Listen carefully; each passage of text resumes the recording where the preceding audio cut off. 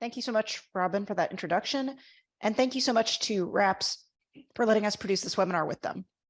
If you're not familiar with us, Certara accelerates medicines using proprietary biosimulation software, technology, and services to transform traditional drug discovery and development. Our clients include more than 2,300 biopharmaceutical companies, academic institutions, and regulatory agencies across more than 70 countries. Our presentation today is Navigating the UK Drug Approval Landscape Post-Brexit. Our speakers today are Ms. Anne-Marie Morris, Dr. Justin Hay, and Mr. Dan Smith. Ms. Morris is currently a Conservative Member of Parliament of the British Parliament for Newton Abbot. She's been a Member of Parliament since 2010, and she's currently the chair of the All-Party Parliamentary Group for Access to Medicines and Medical Devices.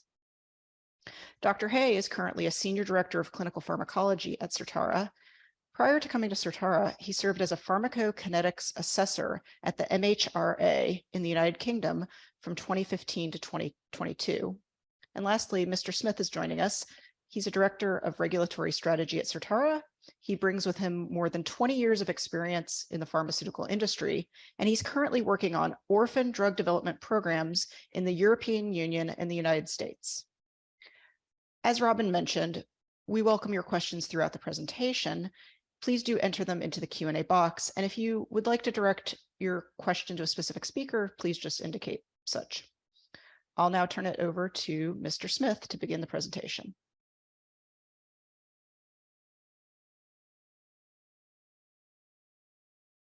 Thank you, Suzanne. I just want to make sure that I've got the slides on screen. I think that's right, yeah. So, as said, this is going to be a review of the Navigating the UK Drug Approval Landscape Post-Brexit. Now, we have a fairly packed agenda to get through. Today, we'll present this brief summary of the recent changes in regulatory submission routes for the UK and Great Britain. First, I'll quickly run through the agenda. We start with a geographical summary, which is going to be quite important later. Then we have a Brexit timeline, followed by an outline of the new UK procedures, a summary of medicines regulation in Northern Ireland, and some of our experiences so far, followed by some additional considerations outside of regulatory affairs that have a bearing on the submission routes. These then link into our hints and tips, and then finally we have a Q&A session for which I hope you have plenty of time for. Now, as mentioned, before we progress, it's important we state what will not be covered and what is covered. So, as this is a potentially contentious topic, our aim is to avoid any political discussion. This could be hard, but we're hoping for an apolitical, objective session. Given some of the history involved, this is a potentially sensitive topic and we're mindful of this. Additionally, we have some topics that are out of scope today. The detailed breakdown of each process, the step-by-step submission guidance, clinical trials, although they do get a mention later on, medical device pathways. However, we do welcome any questions in this area and we can follow the Q&A after the session at the end.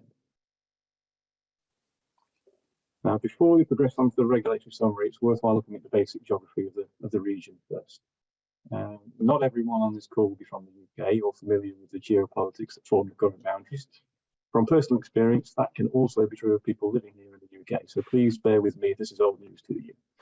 Firstly, Europe is not the same as the European Union or the EU.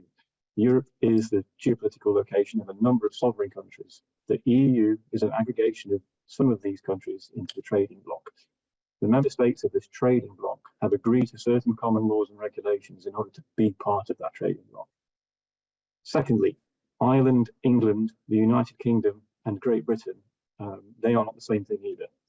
The UK includes England, Scotland, Wales, and Northern Ireland, and it excludes the Republic of Ireland, which remains part of the European Union. Great Britain itself includes only England, Scotland, and Wales, as it's not the same as the United Kingdom. Ireland, the main landmass to the left of the Great British landmass, that includes both Northern Ireland and the Republic of Ireland. Both of these are politically separate countries. One is part of the European Union and one is part of the UK. This presents a challenge due to the shared land border and over 100 years of political history, and we will come on to all of this later on in more detail. Now we have a very short summary of the Brexit timeline. So in 2016, the UK government held a public vote, a referendum, on whether or not the UK should leave the European Union. And the majority voted yes, and so the government initiated our withdrawal. In 2019, the European Medicines Agency left its office in London and moved to Amsterdam. And in parallel, the MHRA, the UK authority, began a restructure, reflecting its differing working relationships now that the European Medicines Agency had relocated out of the UK and we were to leave the European Union regulatory framework. 2019 also saw the introduction of a provisional legislation for a no-deal scenario, but that was subsequently withdrawn. In 2022, the MHRA announced 2 new regulatory pathways for national procedures. One of these was a national rolling review, and the other was a 150-day national procedure. These two are pivotal to the overall scheme in the future. In 2021, the MHRA introduced 2 other elements, the ILAP and TDP, which is Integrated Licensing and Access Pathway and Target Development Profile, alongside grandfathered centralised application procedure licenses. Also, Northern Ireland gets a local regulatory pathway through NIMARS, which is the Northern Ireland MHRA authorised route.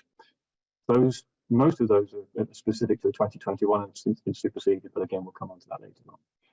At the end of 2021, the UK formally left the European Union. In 2022, the European Commission, the governing body controlling EU trading bloc, issues a press release concerning jurisdiction of the medicines approval pathways in Northern Ireland and the Republic of Ireland. That also is important later on. For those of you that read our short article on this subject earlier in the year, the regulatory landscape in the UK has progressed since we last spoke, particularly in relation to medicines in Northern Ireland. In 2023, the UK government and the European Commission agreed the Windsor framework, covering Northern Ireland specifically. And also in 2024, the MHRA announces that the international recognition framework will go live. And we should then see the Windsor framework and the international recognition framework together, replacing some of what we knew at the start of 2023. Now, we will move on to an outline of UK procedures, the revised UK framework, and a summary of some of the organisational changes observed in the UK. And with that, I'm going to hand over to Dr. Hay. Okay. Thank you, Mr. Smith. Next slide, please. Great. So we'll start off with some of the organisational changes that happened at the MHRA, because these somewhat underpin some of the changes that we see in the procedures. So in 2021, the MHRA released their delivery plan, and this was essentially their ambition. And what I'll do is also ask Ms. Morris if she wants to comment at the end of this slide as well about if she has any comments about the organisational changes at the MHRA, if she has any, if she wants to add anything to this slide as well. But first of all, the MHRA decided that they were going to renew their focus on putting patients first and becoming a world-leading enabling regulator and protecting public health through regulation and science. Of course, this was underpinned, of course, because of the exiting the EU, but also the other secondary change that was occurring was that there was a change to the structure as well as a new operating model, and this was reflecting a move from being a trading fund to becoming having budget within the central government subsector of the Department of Health. Also, in part, what happened was with the MHRA was that as leaving the EU and this partnership with the European Medicines Agency, it also then left some international partnerships. When it left, it became, in most cases, an observer nation in many of these organisations, but in many cases, it's now regained a lot of its sovereign membership, and so is now a standalone member. For instance, for the international ICH is the main one. Ms. Morris, did you want to make any comments about the organisational changes at the MHRA? If you had any? Yes, I think my comment would be that the organisational changes, while you're right, there have been some limitations and restrictions and constraints following the departure post-Brexit. But the reality is what it has done is it's picked up the opportunity to get much closer to access and a number of the other international consortiums. And I think that is very positive. And I think one of the things that I would say is that it is very ambitious as an organisation. And certainly from everything that I've seen, it would seem to me that actually this is the beginning of a new way forward. I think it recognises that now, instead of being part of a body which regulates across a number of different countries, it now needs to position itself as a player which has some unique, if you like, aspects. So I think what I would say of the MHRA is, one, I think as you referred on your last slide, this concept of mutual recognition does give it an opportunity. I appreciate that will take some work, and I suspect with some jurisdictions that will be easier than with others. I suspect there will be some if you like, classes of medicine and device where there will be mutual recognition, and others where there will not be acceptance. But I think it's the right way forward. I think the second thing I would say is it does have a huge opportunity to become a regulator in its own right of other developing countries.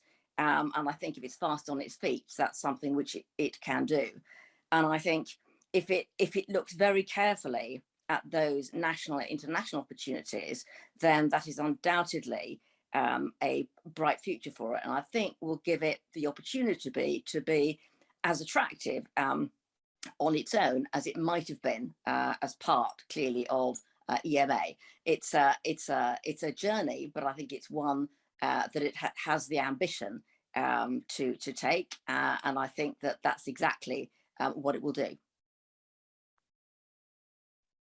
No, thank you very much for those comments, Ms. Morris. No, I fully agree with you there. And what we'll do is I'll also discuss some of those international partnerships a little bit further in the talk, if I may. So next slide, Dan.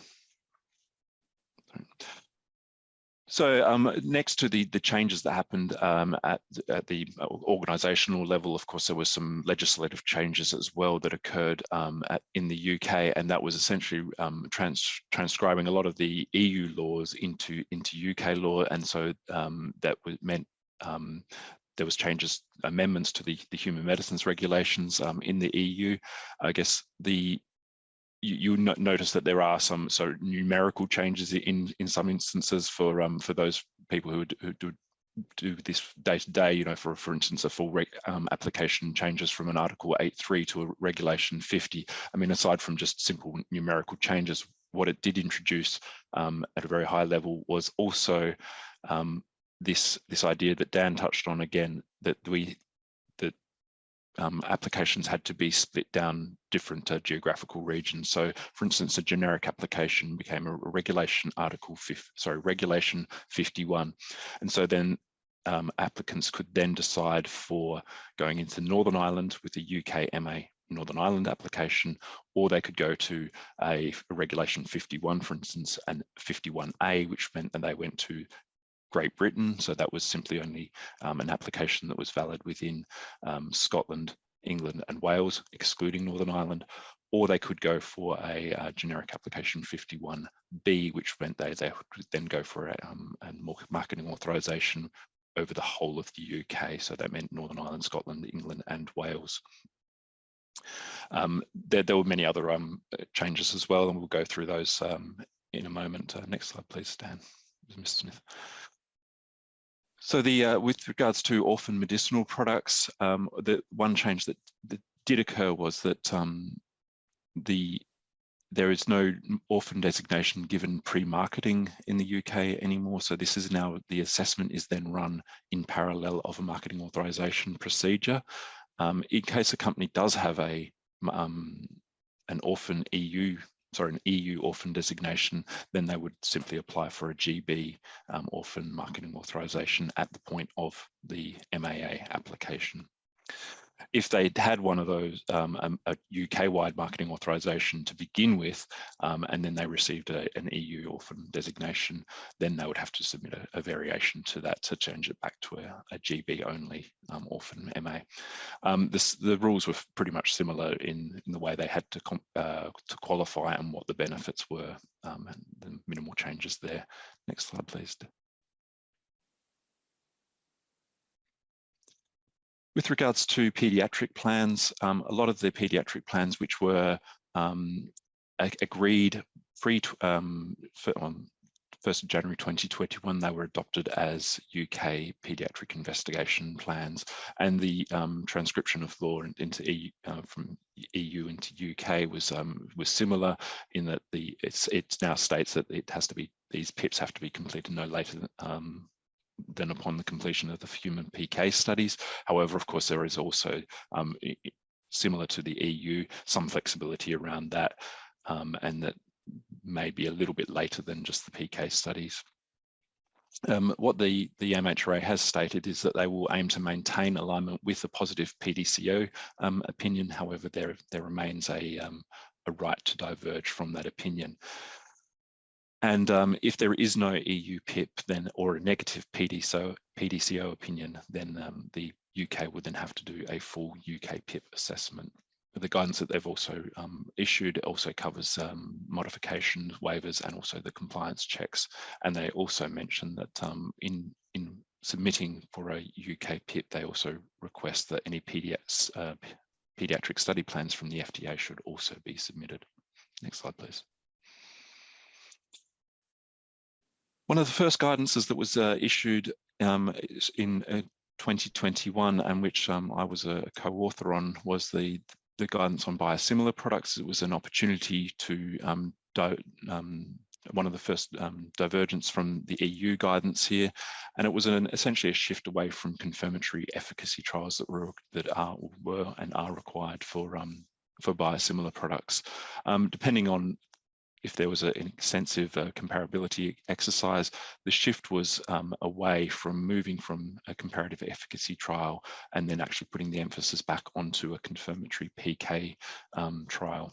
So this reflected one of the first changes that the MHRA took as a standalone regulator. Next slide, please. In a similar vein, so with regards to choosing a reference medicinal product, so this is for products which require an abridged authorization application, and so many generics or hybrid applications require these reference medicinal products. There is slightly different rules whether you're applying for the GB market or Northern Ireland or a UK-wide market. And so for when it's for the Great British market, then the comparator product that's either used in a bioequivalence or therapeutic equivalence study, if it's not sourced from the Great Britain market, then the applicant needs to provide evidence that it's representative of the reference medicinal product. And that allows a broader scope of products that can be used in these applications. However, if it's either going for a Northern Ireland or a UK license, then the reference medicinal product still has to follow the same rules as if it's in the EU market. Next slide, please. And I'll hand over to Mr. Smith now. Thank you. Thanks, Dr. Hayes. So on this slide here, we have a summary of the process that was introduced, the target development profile, and including the innovative licensing access pathway, so ILAP and TDP together.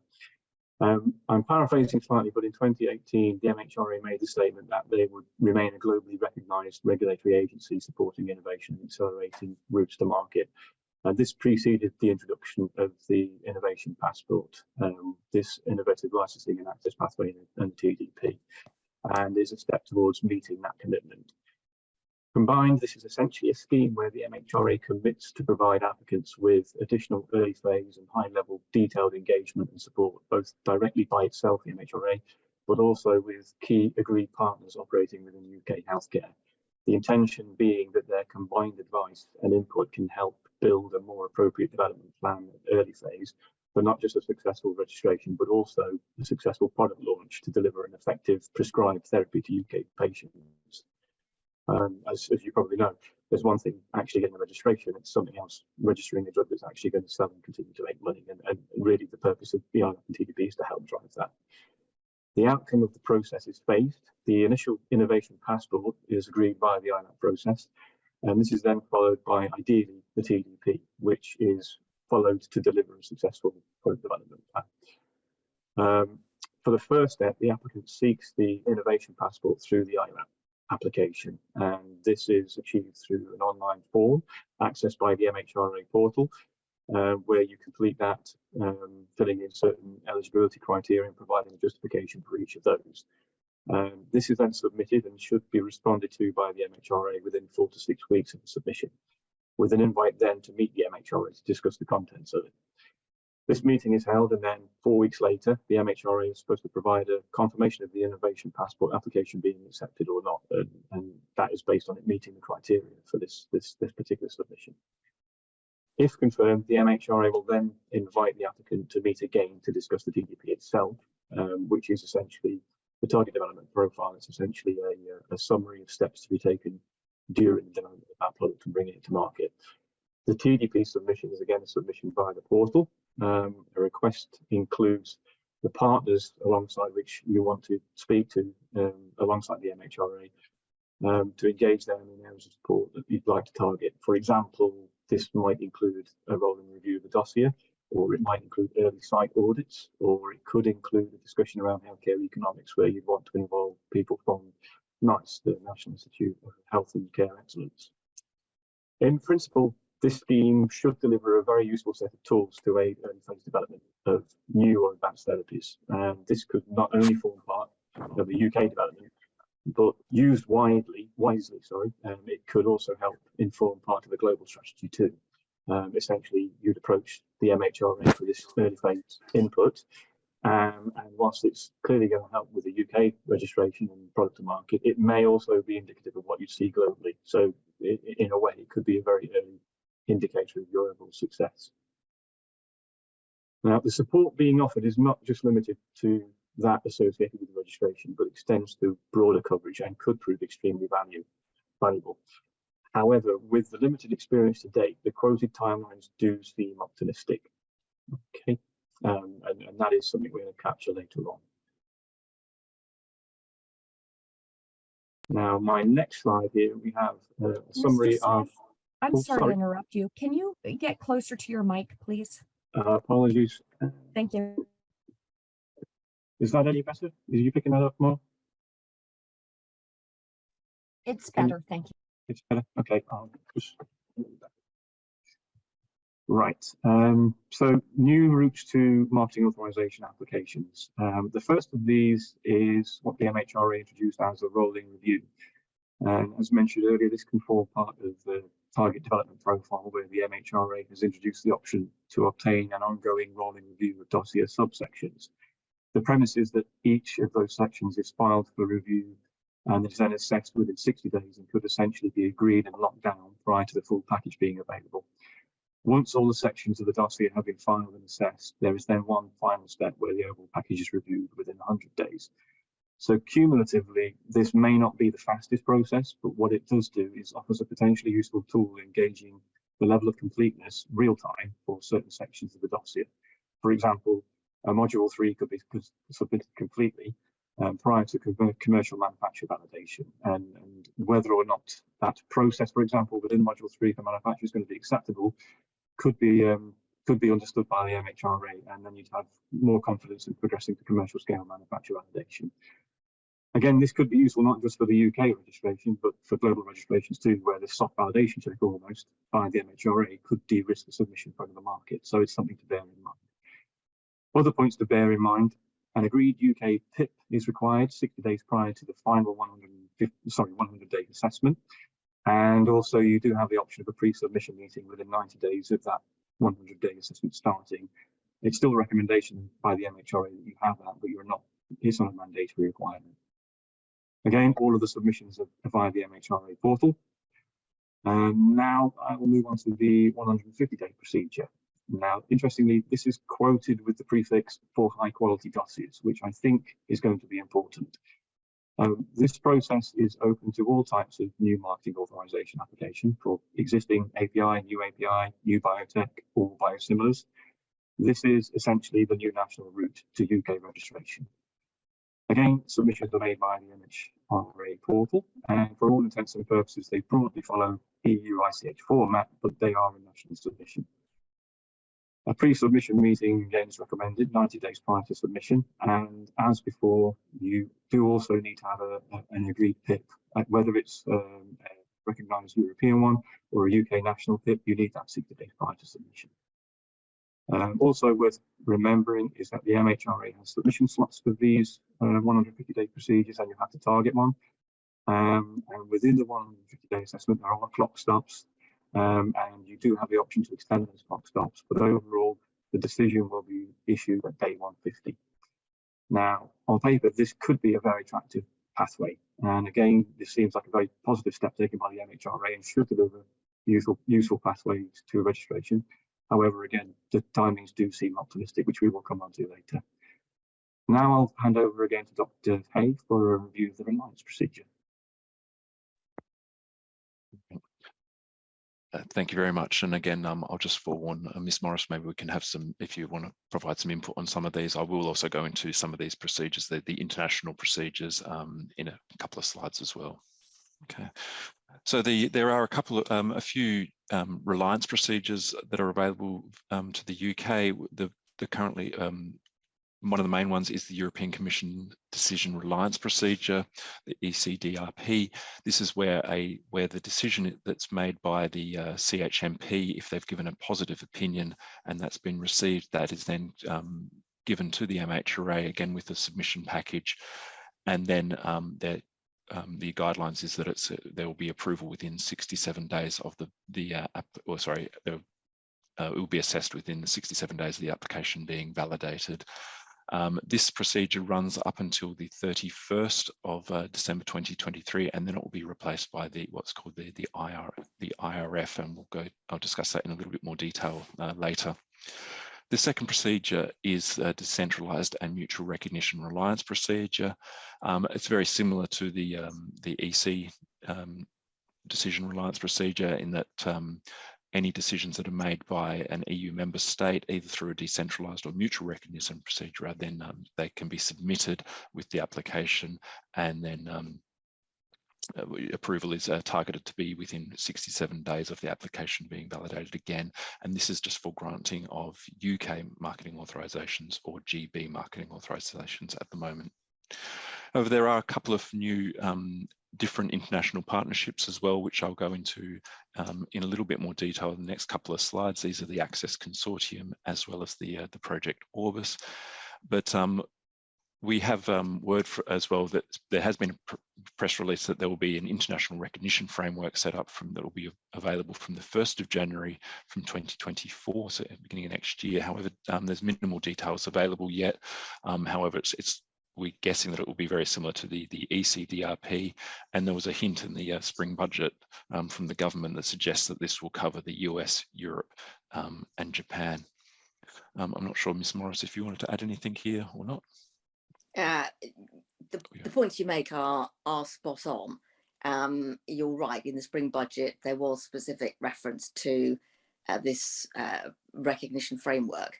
I think the real challenge is that if you're going to have an international recognition framework, all parties have to want to do it.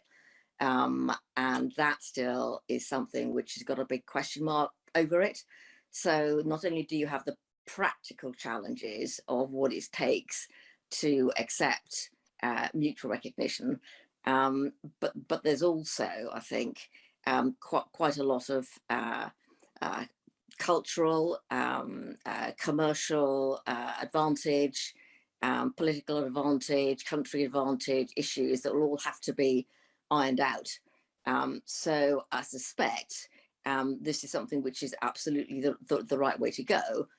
It will be something which will take some years to deliver. And certainly US, Europe, Japan would be the obvious candidates. I think the only other thing I would say is that clearly mutual recognition is part of it, but another way forward is just acceptance, and that would take us on to something which is not yet being debated, certainly openly, and that's what I referred to earlier, which is effectively becoming the regulator for another country, or simply, I guess the second alternative is simply to accept rather than necessarily for it having to be reciprocal. So there's all sorts of ways that this could, I think, work through, and I think at the moment it's far from clear, but I think the appetite's there. No, definitely, there's certainly the appetite, and I think I agree with you there that there is a simple sort of pathway, but there is also many different factors that need to be taken into account as well. I'll go on to couple of the international partnerships as well, the Access Consortium and Project Orbis, because that I think also shows a bit more of that international agreements that are being put in or have been put in place already at the MHRA. So the first one is the Access Consortium. This is a group of 5 regulatory authorities from Australia, Canada, Singapore, Switzerland, as well as the United Kingdom. It was formed originally in 2007 without the United Kingdom, called ACSS, with the UK joining in late 2020 as an observer and then as a full member from the 1st January 2021. So what they have provided, they have a framework for work sharing procedures. So this is not per se reliance, where an assessment from another country is used, but this is a work sharing procedure where different modules of a submission dossier are divided between the different countries and assessed, and then but still every country remains sovereign in its decision at the end. So what different procedures they have for new active substances and biosimilars, they use a work sharing where modules 2 to 5 in the common CTA are then allocated to different agencies and they make their assessment, and then hopefully they come to a common agreement. However, there is of course room for divergence and sovereign opinion. There is the generics work sharing procedure where this takes a slightly different form, in that there is a reference and concerned regulatory agency, so that the reference agency looks at modules 2 to 5 and then shares that with the concerned regulatory agencies for their opinion. These procedures to work, it requires of course at least two of the members that you can see listed above, although you can either choose between 2 and all 5 regulatory authorities. This Access Consortium has also provided some guidance on different procedure in the last couple of years on COVID vaccines, as well as GMP inspections as well. And most recently, they've provided some guidance on providing joint pipeline meetings. So these are meetings so that you can get common advice from two or more different regulatory agencies within the consortium. Next slide, please. And then there's the Project Orbis. So this is quite narrow in that it's a framework for concurrent submission and review of oncology products. So it's narrow in terms of, therapeutic field. So only oncology products can be entered into this program. It was initiated in May 2019 with the FDA, Health Canada, and the TGA in Australia. The UK joined again late in 2020, and currently the membership stands at similar membership as what the Access Consortium have. So except there's also the addition of Brazil and Israel as well. Project Orbis projects there's different types of projects. They're all essentially sharing the FDA's review. So the FDA is quite essential to all applications here. And what the FDA will do is either as a part of a regular Orbis, this is where a partner, again, there's an opt-in, so countries can opt in, or sorry, should I say that companies can also ask countries to opt in, whether they join as a part type A, so they follow the FDA's approval and assessment procedure, I should say, and partake in some of the meetings, versus at the other end of the spectrum, it's a type C. So it's essentially the FDA will do their assessment and then hand off all the written reports to the participating country. The Project Orbis partner, so the acronym is POP. Currently, the UK has done 9 initial applications. They've approved 9 initial applications through this route, as well as 7 different variations that they've published on their website. Thank you, Dan. So a little bit of crystal ball gazing here of what the future holds for potentially the MHRA and the changes we can see. So Mr. Smith is going to talk a little bit more detail about the Windsor framework, and perhaps Ms. Morris, you want to also add some comments here too. But essentially, I think the key here is that the Windsor framework, which was announced earlier this year, it will be for the MHRA to approve all drugs for the whole of the UK market, so Northern Ireland, Scotland, England, and Wales, and so they will have a somewhat of a change to especially national applications. We also recognise that clinical trials are going to be overhauled. There's been an announcement as well that there will be an overhaul of the UK clinical trials regulations imminently. And in the background, we also know that the CTIS rollout in Europe is currently occurring with some somewhat mixed reviews as well. Again, the government announced extra of £10 million of funding to the MHRA over the next 2 years. So this will help them, I think, meet some of their ambitions as well. But we also know that it was recently announced that the chair of the MHRA will be standing down, and there will be a new chair potentially from July onwards.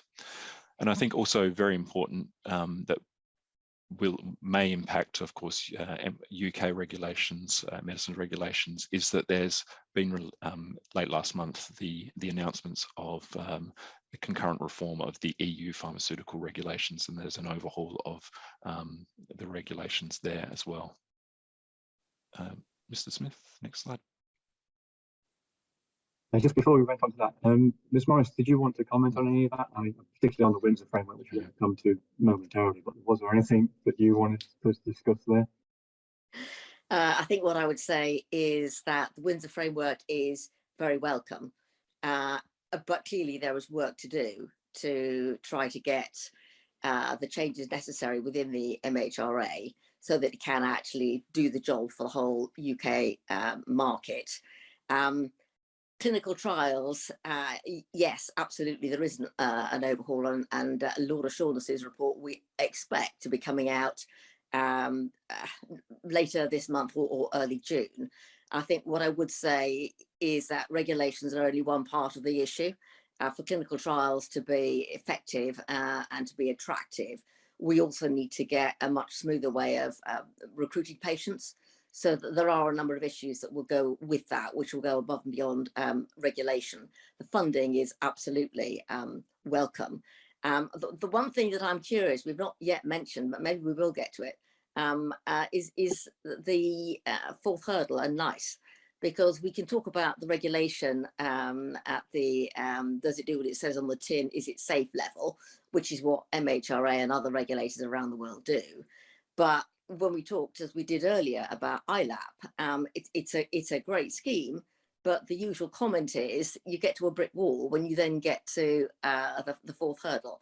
So it seems to me that all of these things are absolutely movements in the right direction, but there was an even bigger question about the extent to which MHRA and in the UK, NICE is the fourth hurdle, can work together. In some countries, those two processes are put increasingly in parallel rather than sequential. And I think there is an opportunity for the UK to try to look at how can we actually go one better and integrate, because the cost of the two processes, which use similar, not identical data sources, could be significantly improved. There is a lot that could be done to make it fairly unique with a I think quite a special offering, but no doubt we will come to in the future some of the challenges of the fourth hurdle, because I'm not sure we can talk about regulation and ignore that elephant in the room. Yeah, we do talk about an elephant in the room later, and I think the cost of bringing drugs to market is part of that, and it's not technically it's not a regulatory issue, but we can't handle the regulatory issue. Dan, Mr. Smith, sorry to interrupt. You need to fix your audio, please. Okay. Let me see if I can sort this out. Hang on.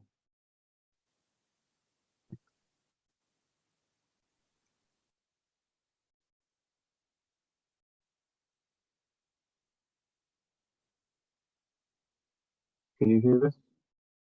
Yeah, just you might want to make sure you're nice and loud. Thank you. Is that any better? Can I carry on with that, or yeah?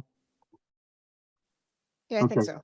I'm not sure where we got to, but essentially, yes, I agree with what you're saying, is nice.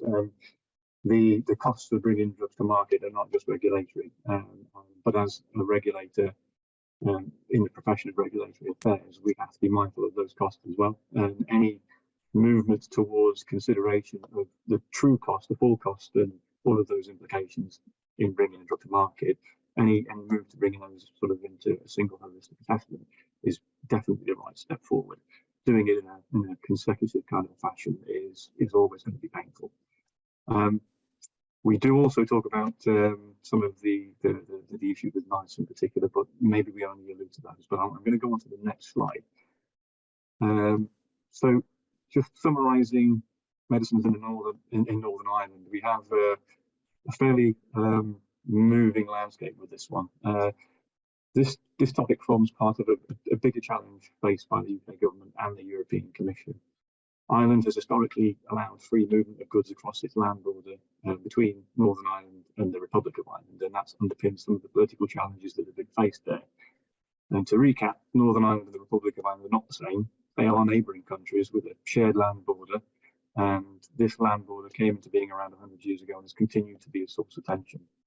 Since the referendum in 2016, the movement of goods across this border has been a sticking point for all parties involved. And what we had prior to the 2023 Windsor Framework was a statement that medicines regulation in Northern Ireland would fall under the jurisdiction of the European Union and the European Medicines Agency, even though Northern Ireland was part of the UK and the UK had left the European Union. There was some attempts, these were essentially sticking plasters with the Northern Ireland MHRA authorisation route process being developed by the MHRA, and with GB and NI authorisations, as Dr. Hay outlined, working through the system, but these are only short-term solutions. Since the Windsor Framework was published and agreed by the UK government and the European Commission, we have a new and unified position from both parties, as Dr. Hay mentioned.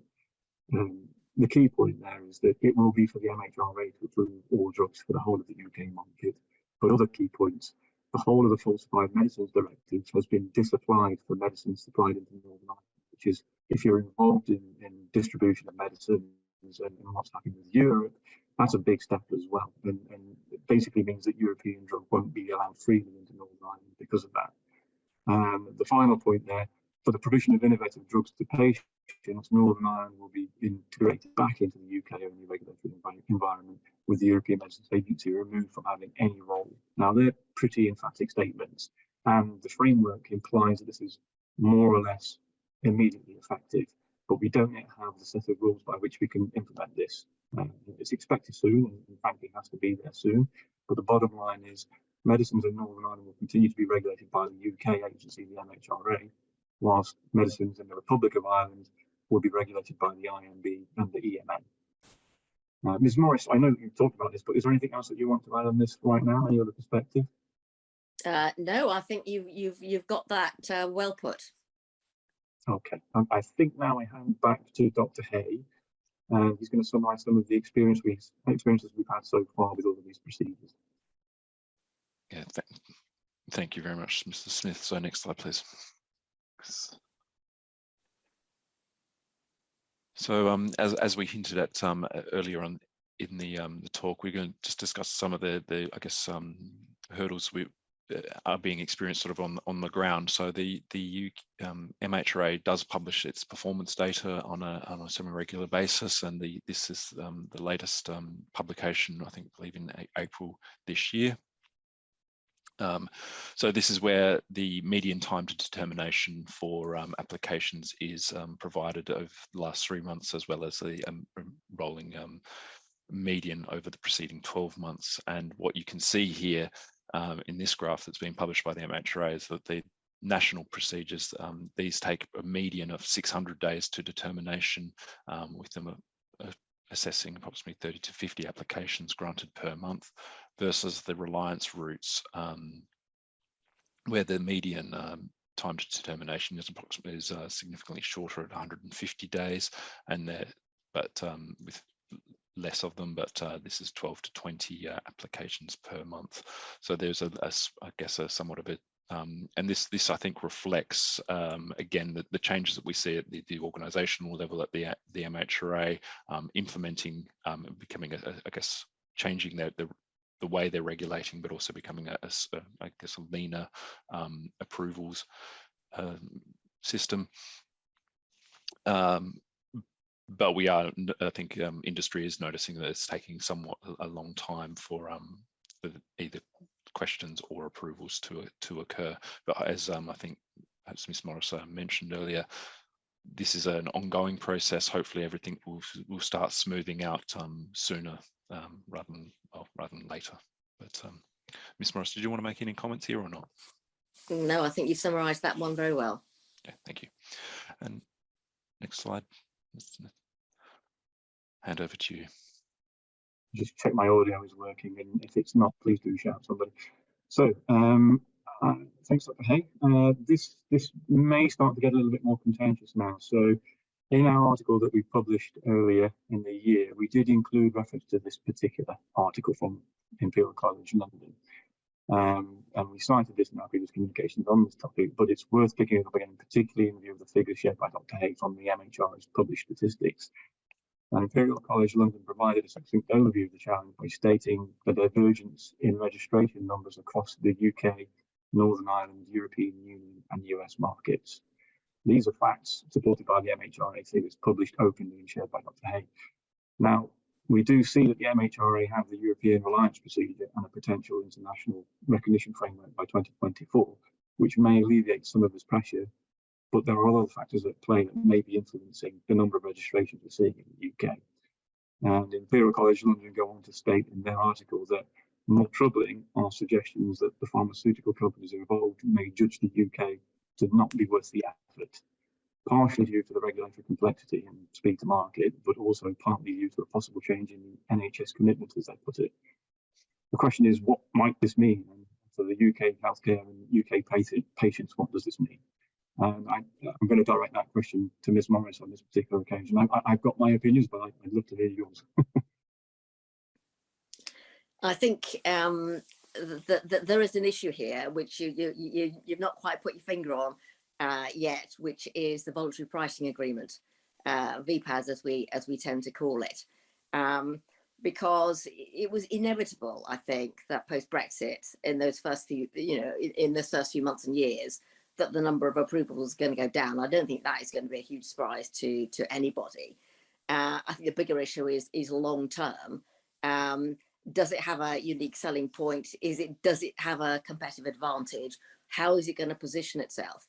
And until and unless it looks at some of the things we've already talked about, changing its positioning as an international regulator through mutual recognition by regulated by other countries, so that an approval for or through MHRA, it actually gives you much more than just that, and is more of an end in itself.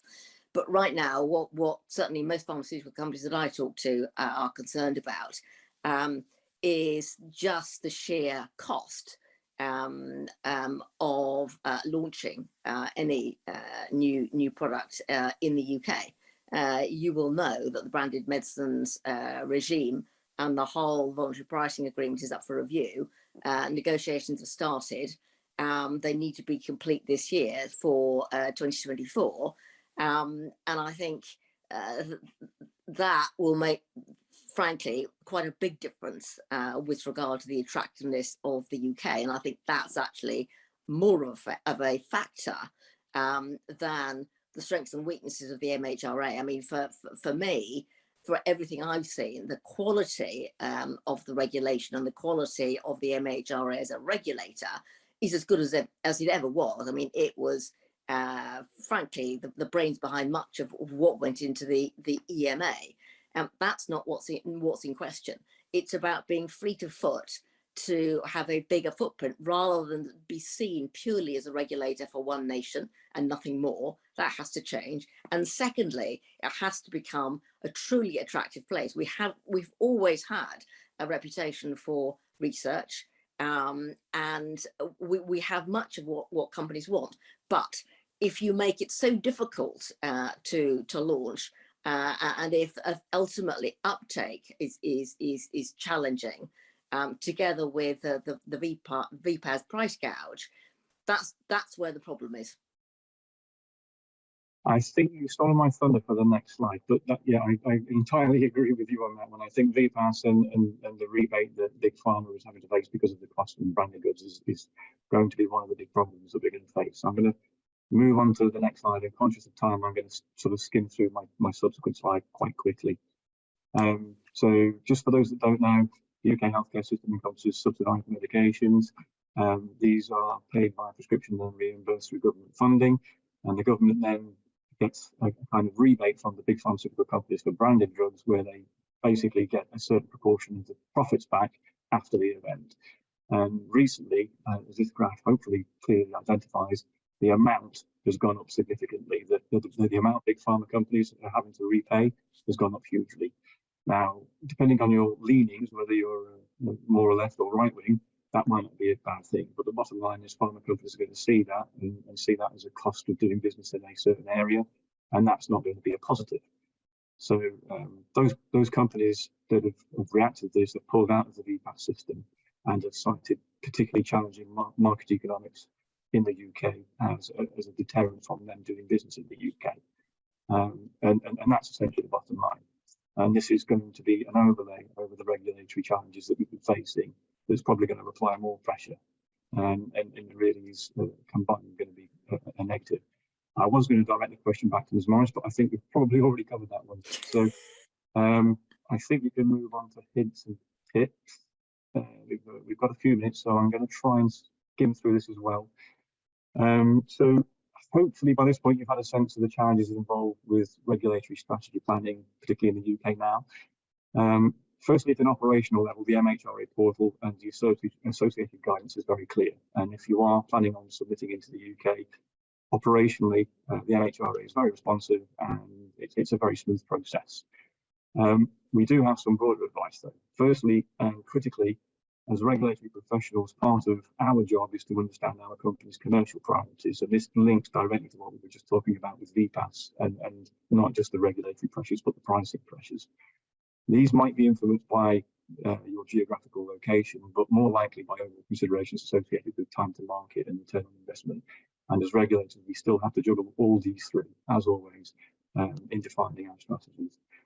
Understanding the true UK timelines, not just those that are being published as the target, and the true cost of doing business and the usefulness of any potential new interaction pathways, understanding those is going to drive your strategic mapping.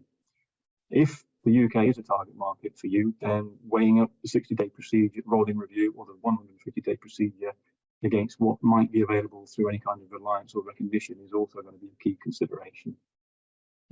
We also need to consider that whilst the UK is becoming more complex, there may be pressures outside of those really created by the UK that might have a positive impact. And Dr. Hay mentioned CETUS and the European Clinical Trials overhaul.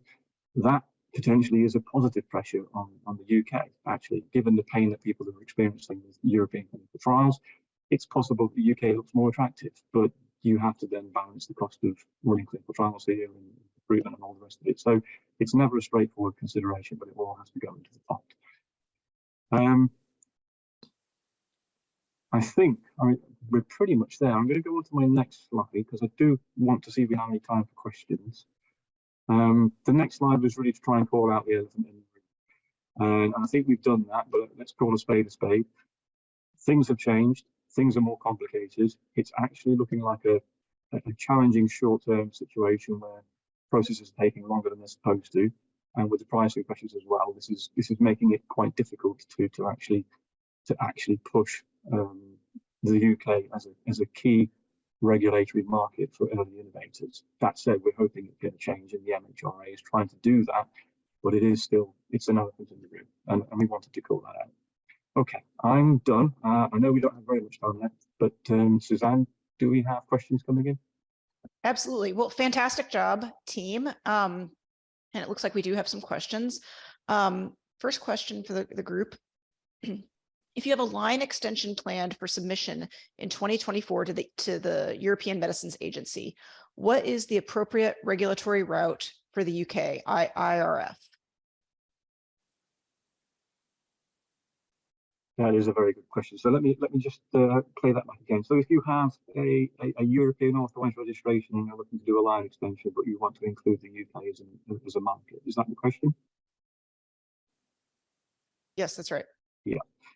So depending on whether or not the source registration has already been recognised in the UK, that's going to have a bearing on whether or not you can just do a line extension. So I would think the MHRA would want to have some sort of assessment of the centrally authorised or mutually recognised procedure, and then they'll have a separate national consideration for the line extension. But depends on the timings of this.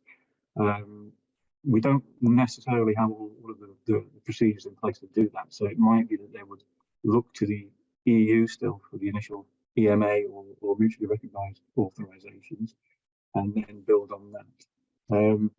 This one, I think it could go either way, depending on the current status of the source dossier, the source licenses. And I would have that conversation with the MHRA at the earliest possible opportunity, just to discuss with them how they would want to approach it. But as I say, I think it depends on the current situation of that dossier and whether or not the MHRA really feels that they can actually take that dossier assessment and move that on a national basis for a line extension. Great, thank you. Would anyone, Dr. Hay or Ms. Morris, would you want to comment, or should I go to the next question? Okay, thank you. Are there any expectations with ILAP or TDP as to when a product will be registered and marketed? For example, if the developer intends to register and market in multiple countries?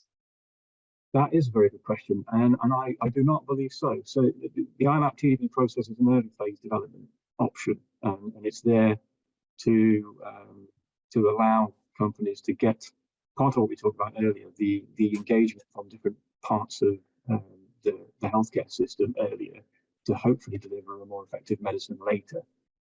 More effective being one that's going to actually be prescribed and reimbursed and actually useful. As we said, it's one thing having one that works, it's something else having one that's going to get used. There is no real clock on that. If you're eligible for the pathway, there's no reason why you can't go for a national procedure involving ILAP and TDP and use that insight to inform what you're doing globally elsewhere. It may not necessarily translate to a global strategy, but it's hard to think that it wouldn't be relevant to some extent. The kind of discussions you're going to have, say, for example, with NICE or with bodies that are going to audit manufacturing facilities, let's say, earlier on, those kinds of conversations, whilst they might not be precisely the same for a US registration or an Australian registration, they're going to be very much indicative and going to be helpful. So I think ILAP and TDP it's not going to preclude you from having a global strategy, but it's certainly going to inform it.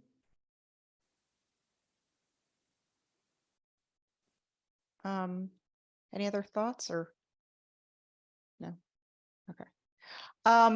This seems like a real popular question from the audience, and this might be our last question that we can answer.